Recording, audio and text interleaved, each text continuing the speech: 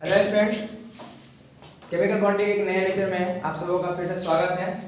हम लोग आज बहुत ही इंपॉर्टेंट टॉपिक डिस्कस करने वाले हैं जिसका नाम है मॉलिक्यूलर ऑर्बिटल थ्योरी। तो सबसे पहली बात कि ये मॉलिक्यूलर ऑर्बिटल थ्योरी दिया किसने था और उसको आगे प्रोसीड किसने किया, है ना। तो सबसे पहला बात कि मॉलिक्यूलर ऑर्बिटल को जो है बताने वाले, उनके बारे में जानकारी देने वाले कौन थे? हुंस एंड मोलिके, ठीक है ना, हुंस एंड मोलिके। अब मॉलिक्यूलर ऑर्बिटल थ्योरी है, आप लोगों ने जस्ट इससे पहले पढ़ा था वैलेंस बॉन्ड थ्योरी, है ना। तो कहीं ना कहीं वैलेंस बॉन्ड थ्योरी में कुछ ना कुछ डिमेरिट्स हुई होगी, कुछ ना कुछ ड्रॉबैक्स होंगे, जिस कारण से ये मॉलिक्यूलर ऑर्बिटल थ्योरी को पढ़ने की आवश्यकता पड़ रही है।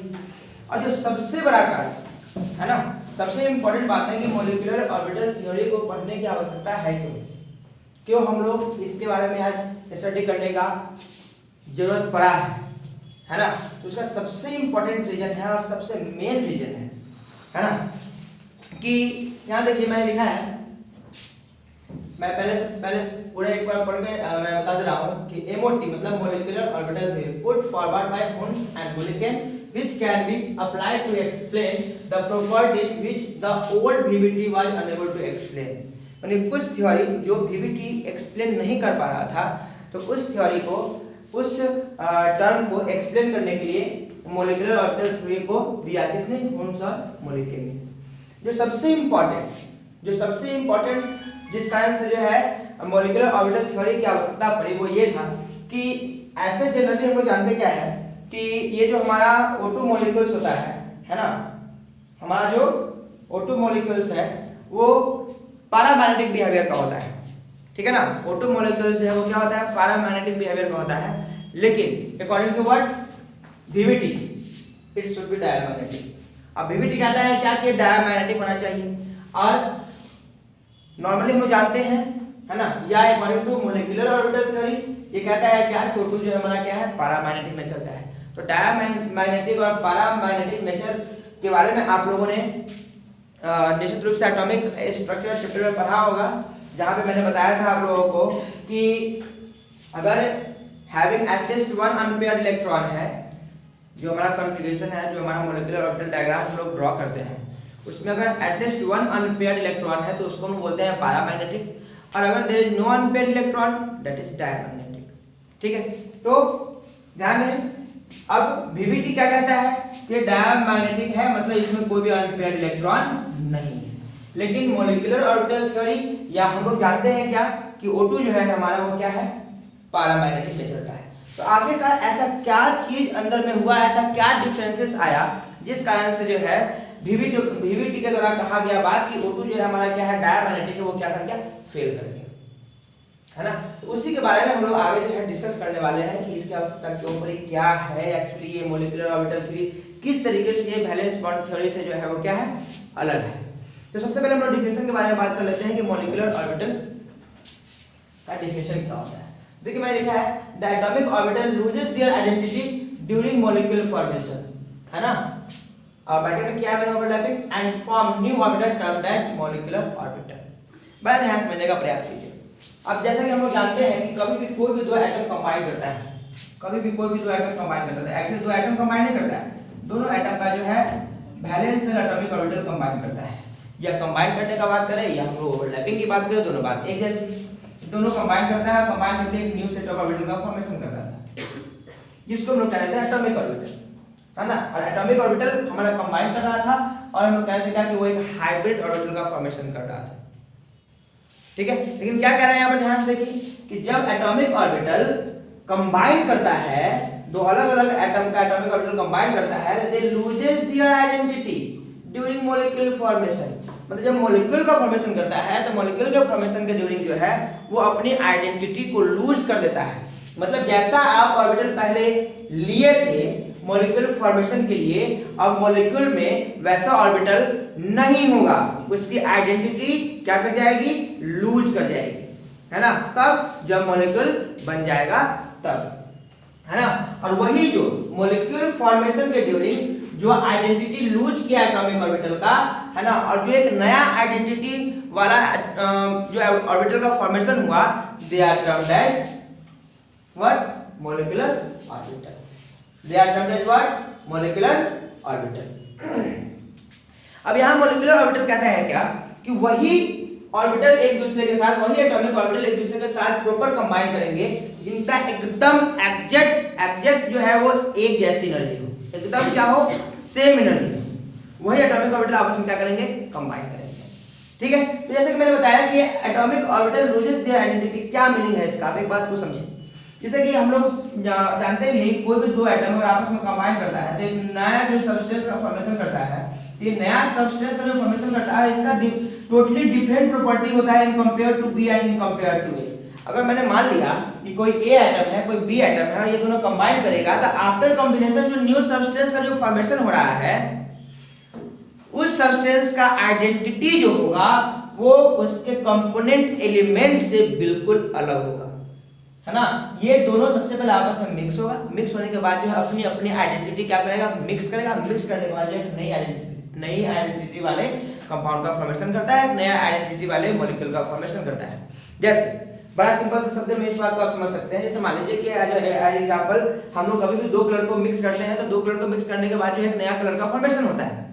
तो लेट अस सपोज कि येलो और ग्रीन मैं मान रहा हूं, ठीक है ना, ये मैं क्लियर नहीं बोल रहा हूं कि येलो और ग्रीन को मिलाने के बाद जो है रेड ही बनेगा, है ना, मे भी हो सकता है, लेकिन मुझे प्रॉपर मैं बोल रहा हूं कि ये मैं मान रहा हूं, ठीक है। हम लोग मान लिए कि येलो और ग्रीन कलर को मिलाने के बाद रेड बनता है। तो अब बताइए दोनों को जब हम लोग मिक्स करेंगे और मिक्स करना उसको अच्छे से सेक कर लेंगे, अच्छे से उसको हिला लेंगे, मिला लेंगे, तो मिलाने के बाद आपको दिखेगा क्या कि वहां जो है लाल कलर का फॉर्मेशन हो गया है। तो जो रेड कलर का जो फॉर्मेशन होगा अगर आप उसमें ढूंढेंगे कि कहाँ हमारा येलो है, कहाँ हमारा ग्रीन है, तो आप ऑब्वियसली बड़ा कॉमन सी बात है कि आपको कहीं कुछ दिखने वाला नहीं है। बिकॉज क्या हुआ कि जो हमारा ग्रीन था, ग्रीन पार्टिकल था, और जो हमारा येलो पार्टिकल था, जो उसकी आइडेंटिटी थी, दोनों के कंबाइन करने के बाद जो है वो दोनों अपना आइडेंटिटी लूज करके एक नया सब्सटेंस का, एक नया टाइप्स ऑफ पार्टिकल का फॉर्मेशन किया जिसका कलर कैसा था, रेड। ठीक है, तो कभी भी कोई भी दो एटॉमिक ऑर्बिटल कंबाइन करे, कभी दो एटम कंबाइन करे तो दे लूजेस देयर आइडेंटिटी, वो हमेशा क्या करेगा, अपना आइडेंटिटी लूज कर देगा और अपनी आइडेंटिटी लूज करके जो है एक नई आइडेंटिटी वाले सब्सटेंस का फॉर्मेशन करता है।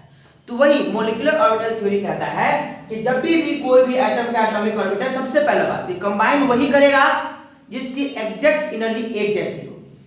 जब वो कंबाइन करेगा एटॉमिक ऑर्बिटल तो मॉलिक्यूल के अंदर में जो है एक्चुअली अब एटॉमिक ऑर्बिटल नहीं होगा बल्कि अब वह मॉलिक्यूलर ऑर्बिटल के फॉर्म में होगा। ठीक है बच्चों, सुन रहे हैं आप लोग ध्यान से मेरी बात। मैं कह रहा हूं कि जब कोई भी एटम का वैलेंस शेल एटॉमिक ऑर्बिटल आपस में कंबाइन करेगा जिसकी एनर्जी एग्जैक्ट सेम है, तो वो कंबाइन करने के बाद जो है एटॉमिक ऑर्बिटल अपना आइडेंटिटी लूज कर देगा और लूज करके जो है वो क्या बनाएगा, एक नए आइडेंटिटी वाले ऑर्बिटल का फॉर्मेशन करेगा जिसको हम लोग क्या बोलते हैं, मॉलिक्यूलर ऑर्बिटल। ठीक है, तो देखिए आप इसको प्रॉपर्टी ऑफ मॉलिक्यूलर ऑर्बिटल भी कह सकते हैं, कैरेक्टरिस्टिक्स ऑफ मॉलिक्यूलर ऑर्बिटल भी कह सकते हैं, या मॉलिक्यूलर ऑर्बिटल थ्योरी भी कह सकते हैं। ये सारे थ्योरीज, ठीक है। तो क्या कहता है मॉलिक्यूलर ऑर्बिटल थ्योरी, वो हम लोग देखते हैं लाइन बाय लाइन। कहता है कि molecular orbital form by overlapping of atomic orbital of same energy. मैंने बोल रखा है ये सारी बातें, अभी जस्ट मैंने बोला है कि जब मॉलिक्यूलर ऑर्बिटल तब फॉर्म करेगा जब एटॉमिक ऑर्बिटल जिसकी एनर्जी क्या है, सेम है, वो क्या करेगा, आपस में ओवरलैपिंग करेगा, मतलब आपस में एक दूसरे के अंदर घुसने का प्रयास करेगा, एक दूसरे के ऊपर चढ़ने का प्रयास करेगा। ठीक है, फिर कहता है क्या कि जितना मॉलिक्यूलर ऑर्बिटल बनेगा, मतलब समझ जाइएगा कि उतना ही एटॉमिक ऑर्बिटल का ओवरलैपिंग हुआ है। Meaning number of atomic orbital combine is equals to number of molecular orbital form. Meaning यही है कि अगर दो एटॉमिक ऑर्बिटल कंबाइन कर रहे हैं, है ना, तो दो मॉलिक्यूलर ऑर्बिटल का फॉर्मेशन भी होगा।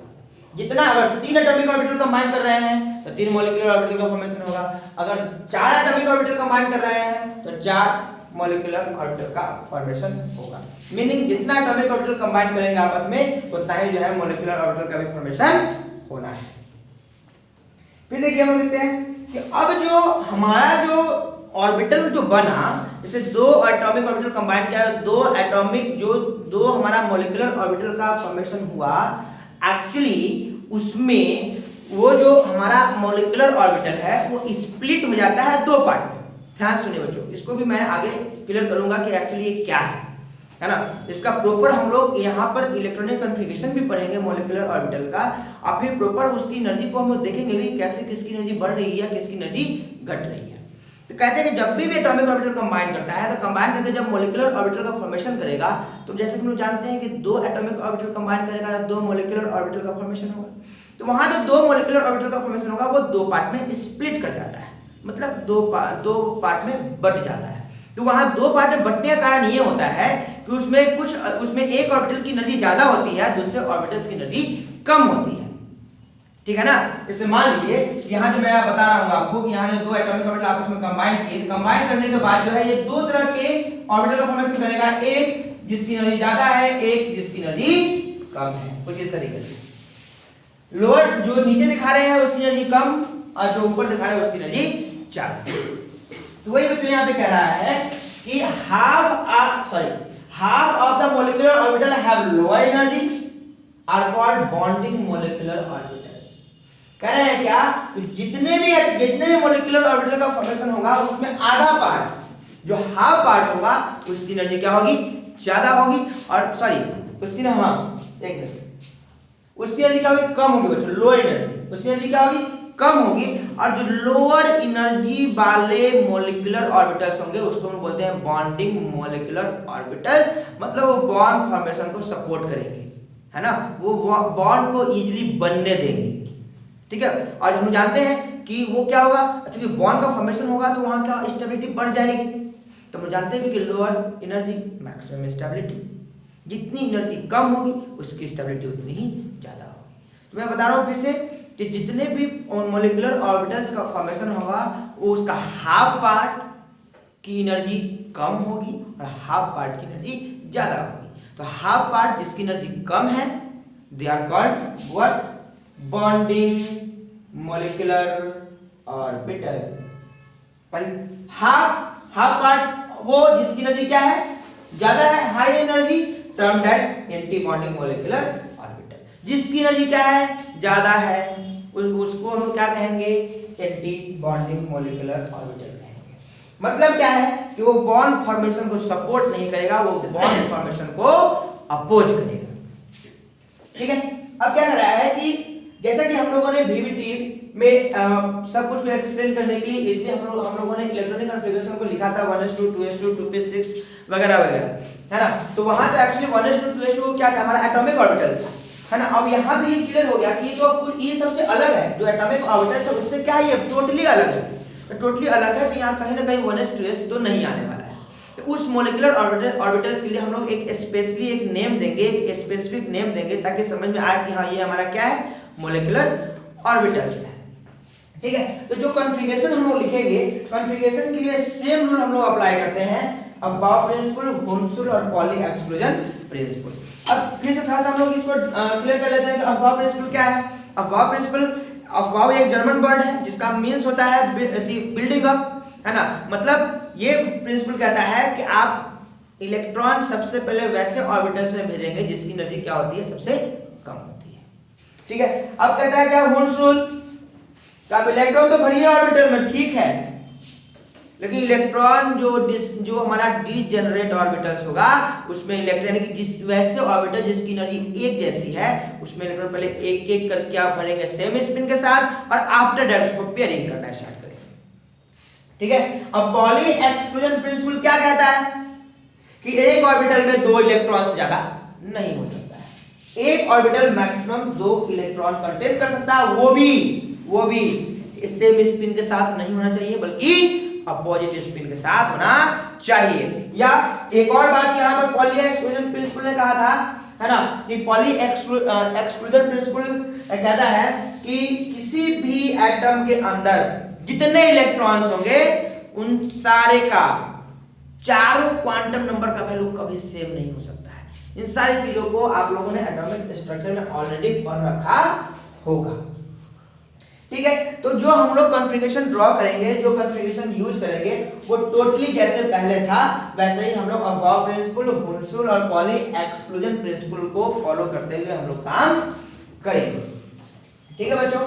तो अब हम लोग इसको आगे और बेहतर ढंग से समझते हैं कि आखिरकार यहाँ पे क्योंकि मोलिकुलर ऑर्बिटल से एक नया स्पेसिफिक नेम दे रहे हैं हम लोग, तो हम लोग बॉन्डिंग मोलिकुलर ऑर्बिटल और एंटी बॉन्डिंग मोलिकुलर ऑर्बिटल्स के बारे में हम लोग बड़ा क्लियर समझने का प्रयास करते हैं कि वो क्या है, इसकी स्टेबिलिटी क्या है, एनर्जी क्या है ना। तो एक चीज तो चूंकि हम लोग को यहाँ से क्लियर है कि जो हमारे मोलिकुलर ऑर्बिटल्स है they are of two types. What?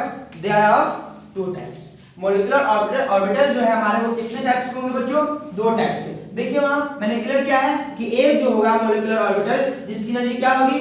कम होगी, उसको हम लोग कह रहे हैं क्या? बॉन्डिंग मोलिकुलर ऑर्बिटल्स, है ना। मोलिकुलर ऑर्बिटल कितने प्रकार का? दो प्रकार का। एक बीएमओ बॉन्डिंग मोलिकुलर ऑर्बिटल, इसको बोलते हैं बच्चों ABMO, anti bonding molecular orbital. अब सिंपल है, इसका जो बच्चों एनर्जी क्या है? लेस है, लेस एनर्जी। और इसका जो एनर्जी क्या होगा? High energy. ठीक है, तो मोलिकुलर ऑर्बिटल्स कितने प्रकार के होंगे?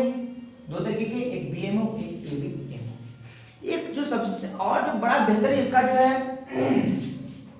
वो प्रॉपर्टी है बच्चों क्या कि जैसा कि हम लोग जानते हैं कि सबसे बाद में जो श्रोडिंगर वेव इक्वेशन आया था, जो हमारा quantum mechanical model of atom है, जो हमारा wave mechanical model of atom है, वहां पे हम लोगों ने इस बात को माना था कि इलेक्ट्रॉन जो एक्चुअली ऑर्बिटल जो है वो क्या है? इलेक्ट्रॉन क्लाउड है ना, वो इलेक्ट्रॉन क्लाउड है। तो वहां पर इलेक्ट्रॉन को क्या माना था? वेव।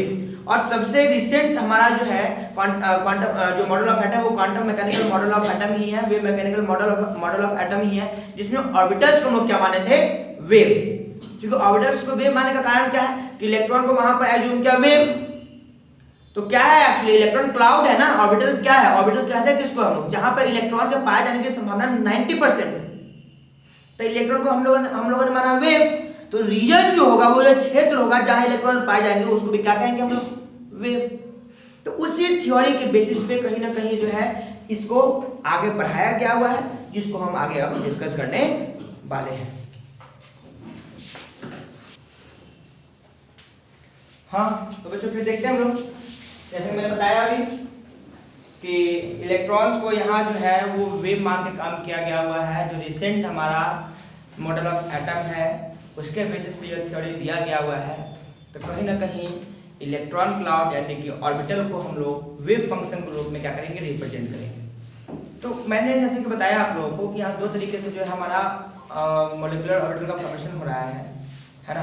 जितना भी एटॉमिक ऑर्बिटल कंबाइन करेगा उतना ही मोलिकुलर ऑर्बिटल बनता है। उसका हाफ पार्ट हमारा बीएमओ होगा यानी कि बॉन्डिंग मोलिकुलर ऑर्बिटल होगा, और उसका हाफ पार्ट जो होगा वो एंटी बॉन्डिंग मोलिकुलर ऑर्बिटल होगा। तो बॉन्डिंग मोलिकुलर ऑर्बिटल की एनर्जी कम होगी और एंटी बॉन्डिंग मोलिकुलर ऑर्बिटल की एनर्जी ज्यादा होगी। तो ये एनर्जी कम और ज्यादा किस वजह से आ रहा है आपको यहाँ पर बहुत हद तक समझ में आएगा। तो कहते हैं क्या कि जो वेव फंक्शन है यानी कि जो एटॉमिक ऑर्बिटल जो है वो कंबाइन दो तरीके से करता है बच्चों, है ना। वो जो है कंबाइन दो तरीके से करेगा, एक सेम फेज एक अपोजिट फेज। तो कहते हैं क्या अगर सेम फेज में कंबाइन कर रहा है वेव, है ना, सेम फेज में कंबाइन कर रहा है तो कहते हैं क्या कि वहां जो है एडिशन होगा, और एडिशन होने के बाद जो है जो हमारा जो वेव जो दोनों वेव दो वेव जब कंबाइन करेगा, है ना, और अगर वो दोनों सेम फेज में है तो वहां क्या होगा? एडिशन होगा, और एडिशन से जो है जो वेव का फॉर्मेशन होगा उसको हम बोलते हैं कंस्ट्रक्टिव इंटरफेरेंस। क्या बोलते हैं बच्चों? Constructive interference. इंटरफेरेंस को बहुत ज्यादा इलैबोरेट में आपको फिजिक्स में पढ़ना है, तो वहां आप जब पढ़ेंगे तो और बेहतर ये टर्म जो है आपको समझ में आएगा। फिलहाल अभी आप ये समझे सिर्फ कि कहीं पर भी क्योंकि हम लोग यहाँ पर ऑर्बिटल को वेव मान रहे हैं, तो वेव दो तरीके से आपस में कंबाइन कर सकता है, एक सेम फेज में और एक अपोजिट फेज में, है ना। तो अगर सेम फेज में कंबाइन करता है तो उसको बोलते हैं कि वो एडिशन हो रहा है, और एडिशन से जो हमारा एक नया वेव जनरेट होगा, है ना, जो एक नया वेव फंक्शन जनरेट होगा, this is called what? Constructive interference. Interference. वही अगर हमारा अपोजिट फेज अगर आपस में कंबाइन करता है तो वहां जो होगा वो सब्सट्रैक्शन होगा, और सब्सट्रैक्शन से जो हमारा एक रिजल्टेंट जो वेव फंक्शन जो आपको दिखेगा उसको हम बोलते हैं डिस्ट्रक्टिव इंटरफेरेंस।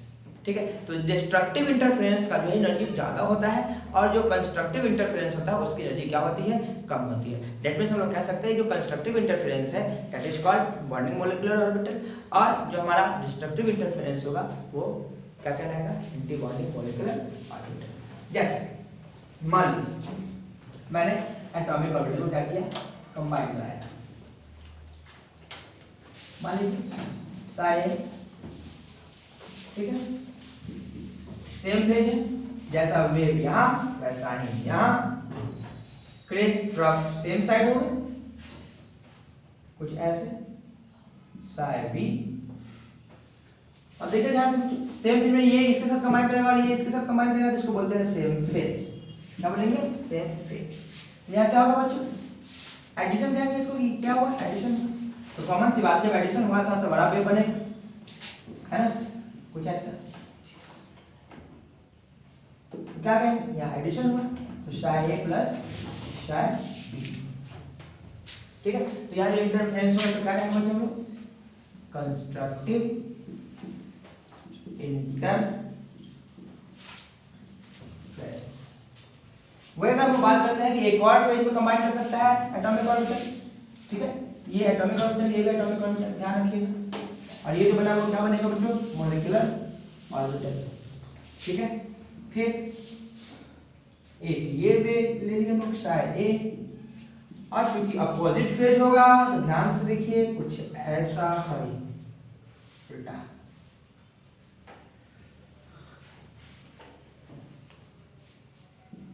ठीक है, शायद बी।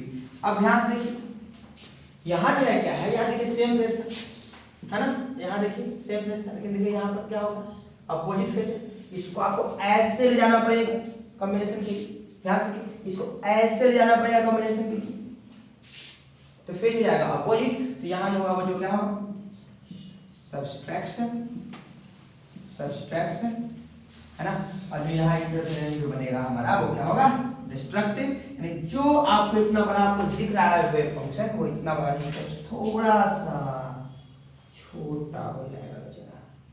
लेंगे कि यहाँ सब्सट्रैक्शन हो गया, दिख भी रहा है सब्सट्रैक्शन हो गया, यहाँ जो दिख रहा है आपको इसको क्या कहेंगे हम लोग, डिस्ट्रक्टिव इंटरफेरेंस। क्या कहेंगे, डिस्ट्रक्टिव इंटरफेरेंस, ठीक है।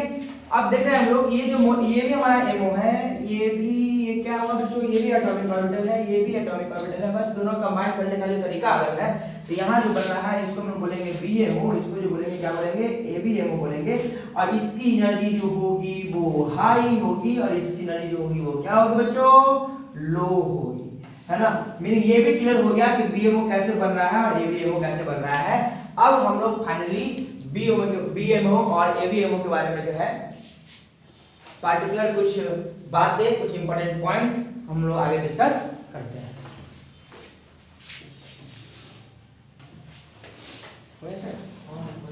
तो बच्चों हम लोग देखते हैं बारी बारी से मॉलिक्यूलर ऑर्बिटल को, हम लोगों ने बॉन्डिंग मॉलिक्यूलर ऑर्बिटल और एंटी बॉन्डिंग मॉलिक्यूलर ऑर्बिटल के बारे में हम लोगों ने बात कर लिया कैसे फॉर्म करता है। और चलिए हम लोग अब बात करते हैं स्पेशली कि बॉन्डिंग मॉलिक्यूलर ऑर्बिटल के बारे में कुछ इंपॉर्टेंट पॉइंट्स, कुछ important point. Bonding molecular orbital that is BMO. अब ध्यान से देखिए, दो एटम कंबाइन कर रहा है, दो एटम का एटॉमिक ऑर्बिटल कंबाइन कर रहा है।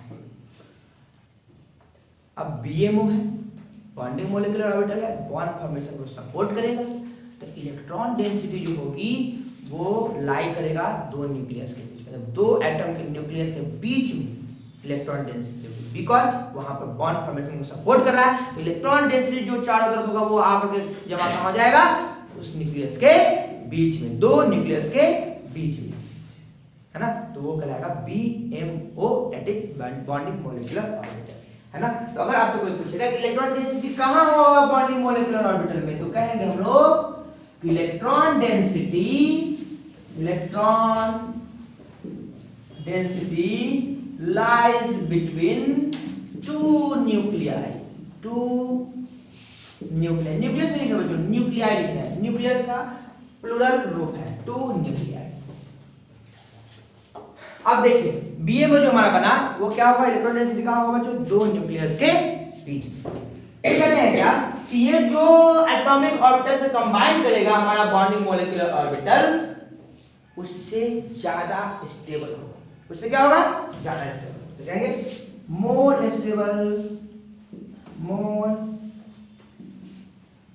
स्टेबल देन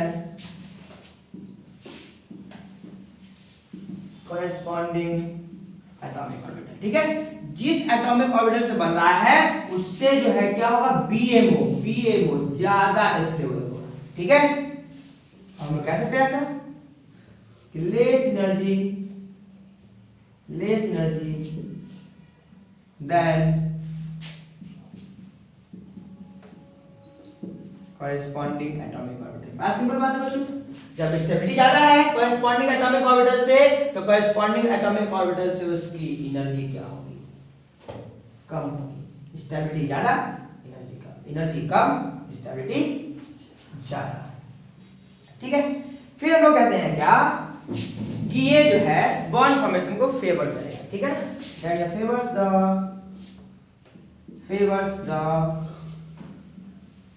बॉन्ड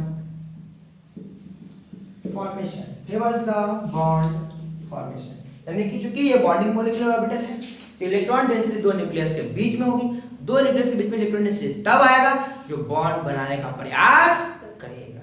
ठीक है, अब देखिए कह रहे हैं क्या कि जो हमारा बॉन्डिंग मॉलिक्यूलर ऑर्बिटल है, जैसे कि मैंने बताया कि 1s 2s 2p 3s ऐसा कुछ तो यहाँ आने वाला है नहीं, बिकॉज ये हमारा एटॉमिक ऑर्बिटल नहीं है, ये हमारा मॉलिक्यूलर ऑर्बिटल है, जिसका रिप्रेजेंटेशन भी क्या होगा बच्चों अलग तरीके का होगा। तो कहेंगे कि डिनोटेड बाय सिग्मा पाई, है ना, भाई सिग्मा 1s सिग्मा 2s है ना, पाई 2px पाई 2py, इस तरीके से हम लोग क्या करते हैं रिप्रेजेंट करते हैं, यानी सिग्मा पाई, जहां सिग्मा और पाई रहेगा तो हम लोग कहेंगे वो हमारा क्या है BMO bonding molecular orbital. Clear है, अब बॉन्डिंग मॉलिक्यूलर ऑर्बिटल का जो हमारा लास्ट पॉइंट है कि ये जो है जो भी इलेक्ट्रॉन्स बॉन्डिंग मॉलिक्यूलर ऑर्बिटल्स में होंगे, ठीक है, जो भी इलेक्ट्रॉन्स बॉन्डिंग मॉलिक्यूलर ऑर्बिटल्स में होंगे उस इलेक्ट्रॉन को बोलते हैं बॉन्डिंग इलेक्ट्रॉन्स। क्लियर है, तो electrons are present in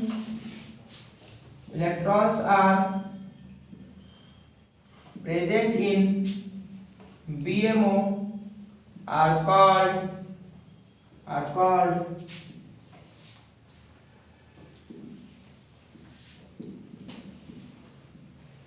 bonding electrons. तो ये कुछ इंपॉर्टेंट पॉइंट्स थे बच्चों बॉन्डिंग मॉलिक्यूलर ऑर्बिटल के रिगार्डिंग, है ना, और ठीक इससे सब कुछ उल्टा जो है हमारा आ जाएगा एंटी बॉन्डिंग मॉलिक्यूलर ऑर्बिटल। ठीक है, तो बच्चों हम लोग अब बात कर लेते हैं एंटी बॉन्डिंग। मैं इसी में काम कर लेता हूं, आप लोग इसी को अपने कॉपी में मिटा सकते और काम नहीं करेंगे, है ना, वरना आप लोग विचित्र तरीके के एक्टिविटीज करते हैं, है ना, तो आप लोग ऐसा काम ना करेंगे। अब मैं बोला electron density lies between two nuclei, bonding molecular orbital में था, अब कहेंगे क्या कि electron density lies outside the region of two nuclei। ठीक है बच्चों, अब मोर स्टेबल तो उसका उल्टा क्या हो जाएगा बच्चों, ये less stable.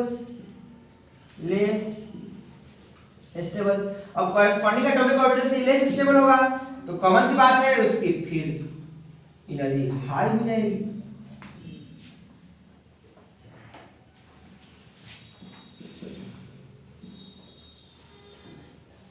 High energy than corresponding atomic orbital.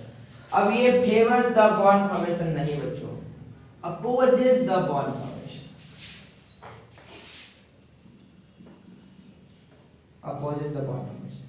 और denoted by sigma star pi star.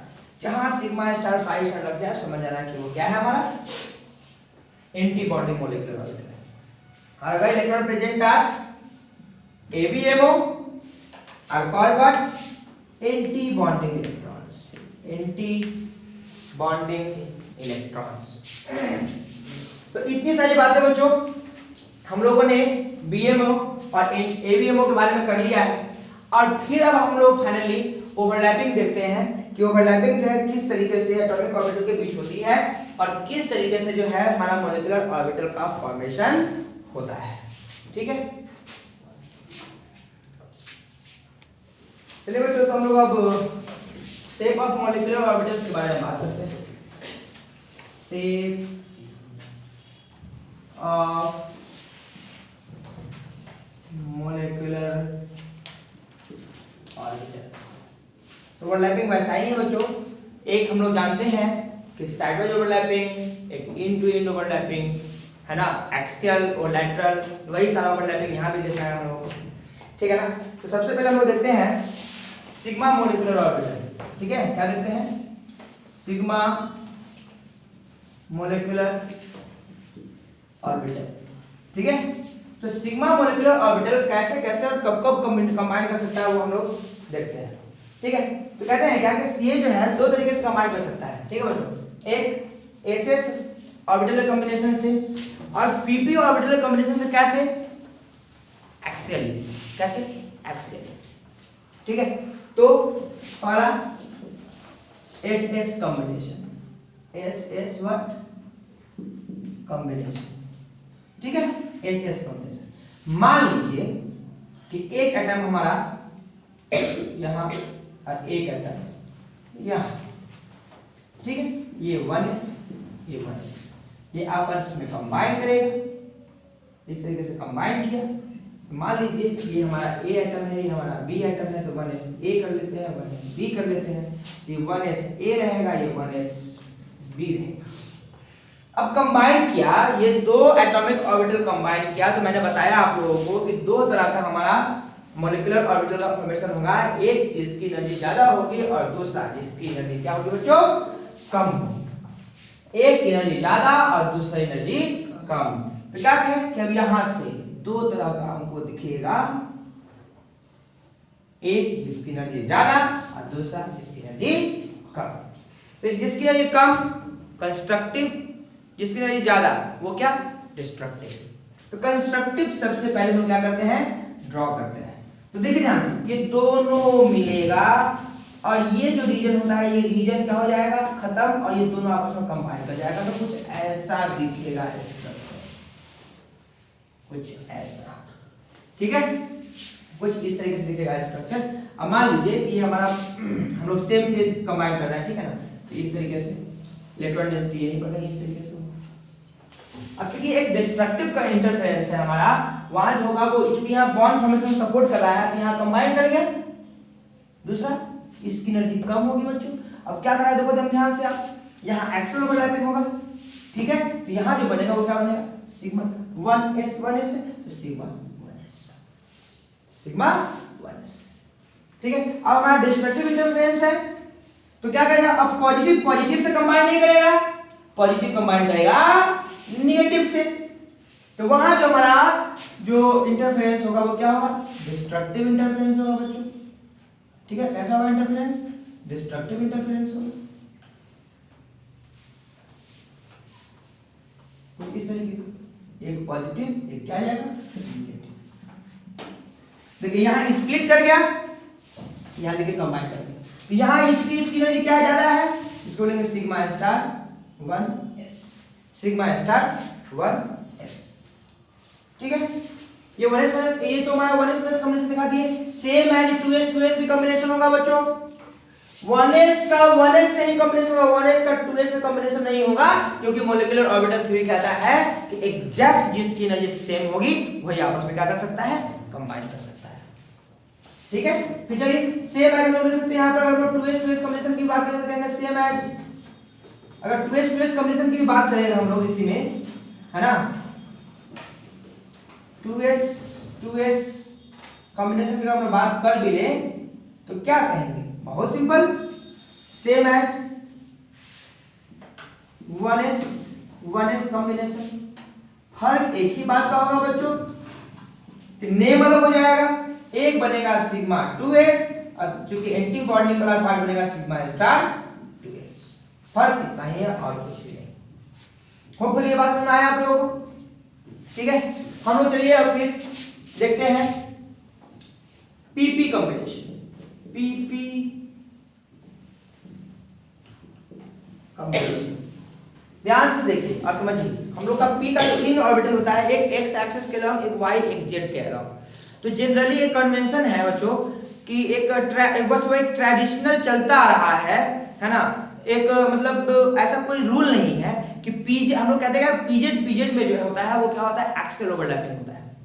Rule ये है, ऐसा कुछ रूल नहीं है कि नहीं पीजेड नहीं होगा। ठीक है, आप कहने मतलब पीएक्स ओवरलैपिंग भी हो सकता है, एक पीवाई ओवरलैपिंग हो सकता है, पीजेड ओवरलैपिंग भी आपका एक्चुअली हो सकता है। लेकिन जनरली बुक्स वगैरह में भी दिखाता है क्या कि पीजेड ओवरलैपिंग जो है वो हमारा एक्चुअल ओवरलैपिंग है। तो ऐसा कुछ रूल नहीं है। अगर जो भी जितने भी कॉम्पिटिटिव एग्जामिनेशन है यही बात को फॉलो करता है, तो ये बस सिर्फ कन्वेंशन है, ये कहीं कोई रूल नहीं है।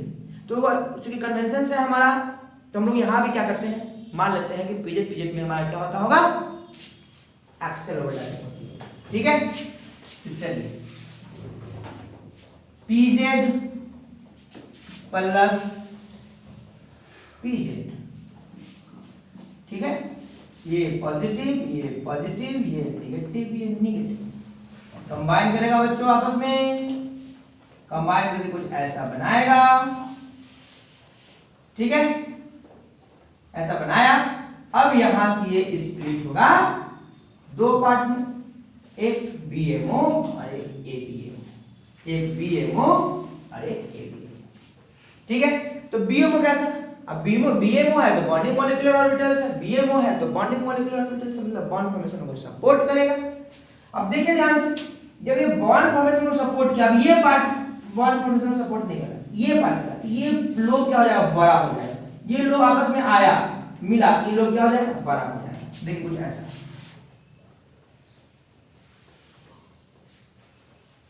अब इसका ये साइड बाय साइड जो लोब है वो कुछ ऐसा कुछ ऐसा, क्या है, कंस्ट्रक्टिव इंटरफेरेंस है। वही हम लोग बात करेंगे कि डिस्ट्रक्टिव इंटरफेरेंस का, तो कैसा हो जाएगा बच्चों, कहीं ना कहीं क्या होगा, अपोजिट कंबाइन करेगा, पॉजिटिव से नहीं बल्कि पॉजिटिव नेगेटिव से कंबाइन करेगा, तो सेम फेज नहीं है, अपोजिट फेज है। तो क्या करेगा फिर, ध्यान से देखिए आप लोग, डिस्ट्रक्टिव इंटरफेरेंस होगा बच्चों, तो कुछ ऐसा,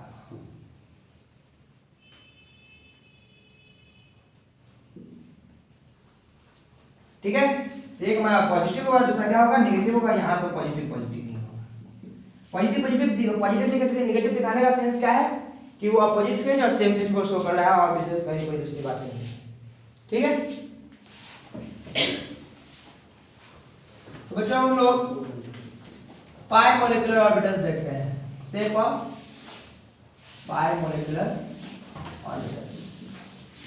ठीक है, अब देखिए, अब पाई बॉन्ड का फॉर्मेशन जानते हैं हम लोग कैसे होता है, साइड वाइज ओवरलैपिंग से। ठीक है, तो पीपी ओवरलैपिंग कराते हैं, फिर पीपी ओवरलैपिंग कुछ ऐसा प्लस कुछ ऐसा, आपस में दोनों कंबाइन करेगा साइड वाइज। सबसे पहले कुछ इस तरीके से, यहां से दो पार्ट, एक कंस्ट्रक्टिव एक डिस्ट्रक्टिव। ठीक है, एक कंस्ट्रक्टिव दूसरा डिस्ट्रक्टिव, एक बीएमओ एक एबीएमओ, ये हमारा एडिशन होगा, ये होगा हमारा सब्सट्रैक्शन। ठीक है, ये डिस्ट्रक्टिव इंटरफेरेंस डी आई, ये कंस्ट्रक्टिव इंटरफेरेंस सी आई। अब ये आपस में जुड़ेगा बच्चों, ध्यान से देखो आप, तो कुछ ऐसा बनाएगा। मान लीजिए सेम फेज में दोनों कंबाइन किया, दोनों क्या किया, सेम फेज में कंबाइन किया, यहाँ पॉजिटिव नेगेटिव, मैंने मान लिया यहाँ पॉजिटिव कंबाइन किया तो ये बना। अब ये क्या, मैं ये क्या दिखा रहा हूँ, ये दिखा रहा हूँ ये रीजन जहां पे इलेक्ट्रॉन का दम नहीं है, तो ये क्या कहलाएगा हमारा बच्चों, नोडल प्लेन। ये सब भी क्या कहलाएगा यहाँ, नोडल प्लेन, नोडल प्लेन। आपको इस सब बातों के बारे में मैंने बहुत पहले से ही बता रखा है।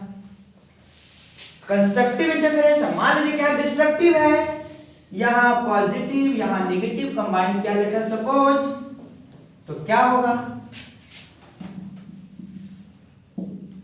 कुछ ऐसा बनना ऐसा हो जाएगा, destructive destructive positive negative negative positive, कुछ इस तरीके से। ठीक है बच्चों, तो इन सारी बातों को मैंने ऑलरेडी बता दिया है आप लोगों को, होपफुली समझ में भी आया होगा आप लोगों को। तो बस यहाँ जो होगा इसको हम बोलेंगे क्या, क्योंकि पाई बन रहा है, पाई बॉन्ड का फॉर्मेशन हो रहा है, तो पाई स्टार, और ये क्या होगा इधर पाई। अब p के साथ जो भी होगा, px होगा py होगा, जो होगा उसको हम यहाँ पर क्या कर लेंगे, लगा लेंगे। ठीक है, इस तरीके से हम लोगों ने ओवरलैपिंग को भी देख लिया है। अभी भी ये टॉपिक खत्म नहीं हुआ है, एक्चुअली इस टॉपिक से रिलेटेड जो इलेक्ट्रॉनिक कॉन्फ़िगरेशंस है उनको हम डिस्कस करेंगे। फिर मॉलिक्यूलर ऑर्बिटल डायग्राम, जो इलेक्ट्रॉन का डिस्ट्रीब्यूशन कैसे हो रहा है, क्या उसका एक्चुअल फिगर है, उसको भी हम लोग डिस्कस करेंगे। और सबसे इंपॉर्टेंट बात कि इसके लिमिटेशंस को भी हम लोग अपने आगे के लेक्चर में पढ़ेंगे, देखेंगे। तो बच्चों आज के लिए इतना ही छोड़ रहे हैं, फिर हम लोग मिलते हैं अपने नेक्स्ट लेक्चर में। Thank you.